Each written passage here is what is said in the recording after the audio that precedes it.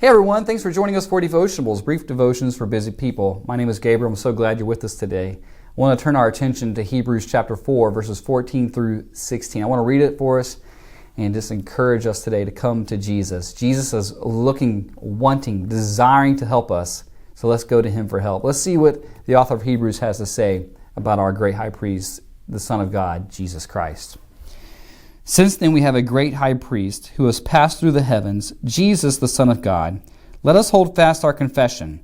For we do not have a high priest who is unable to sympathize with our weaknesses, but one who in every respect has been tempted as we are, yet without sin. Let us then with confidence draw near to the throne of grace, that we might receive mercy and find grace to help in time of need. We all need help. We don't like to admit it. We'd much rather be the ones bestowing help upon others than receiving help. But we need help. In fact, help is the way we receive love. We show people love when we help them, when we serve them the way that they need help and service. Jesus so loves us that He is ready to help. He's like on the edge of His seat, just waiting for us for the call, waiting for the bat signal, right? If there's like the Jesus signal, He's just waiting for His children to say, "Help, Lord, help, Jesus, help." Oftentimes I hear my kids in another room, they're playing, they're doing things, "Daddy, help, Daddy, help." And I go in and check on them. I'm not always as quick as Jesus is to go help, because sometimes I kind of know they're just playing and they really just want me to see what they're doing. But Jesus, no matter what, He is ready to help you.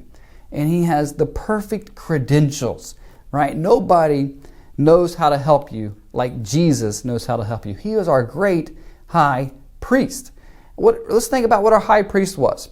Remember in the Old Testament, the high priest was the one who would only once a year would go in on this high holiday, the Day of Atonement, Yom Kippur, and would make sacrifices, make atonement for the sin of Israel. He would do this in the Holy of Holies. The only time he could go in this Holy of Holies, this space, the place where God's presence dwelled, he would go and make atonement so that the people of Israel might be holy before the Lord and might be in His presence. Jesus has made the ultimate sacrifice, laying down His life, becoming the propitiation for our sins. He has made this atonement and this sacrifice once for all time. And He serves as our great high priest. And He's ready to intercede for us. He's ready to help you. We need to call out for help.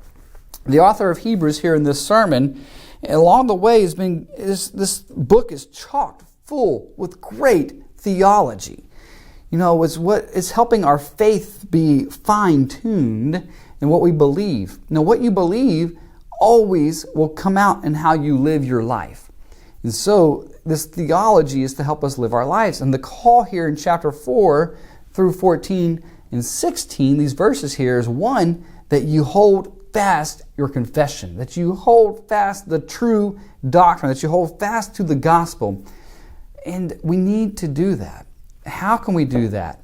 Well, by getting help from Jesus. And then also in verse 16 it says, "Let us draw near to the throne of grace." Well, Jesus is the grounding principle to these two call to actions, that we hold fast our confession, we draw near to the throne of grace because Jesus serves us as our great high priest.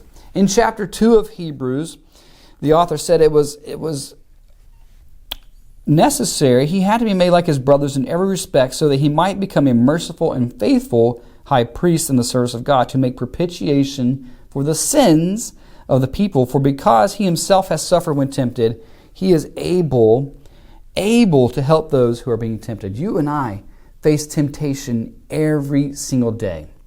There are times we fall. There are times we last longer and then we fall. And we feel like the Satan's against us, indwelling sin, just the circumstances of living in a fallen world, they're all against us.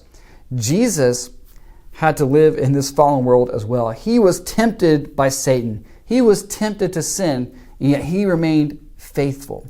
And so He's able to help us, and not from this situation of where He I was perfect, you're not perfect, I guess I better help you. No, He did this for you, and He serves you now, wanting to help you say, "Yes, I need you, Lord, help me." And He will help you. He is the great high priest you need today as you hold fast to your confession and as invite you to draw near to the throne of grace.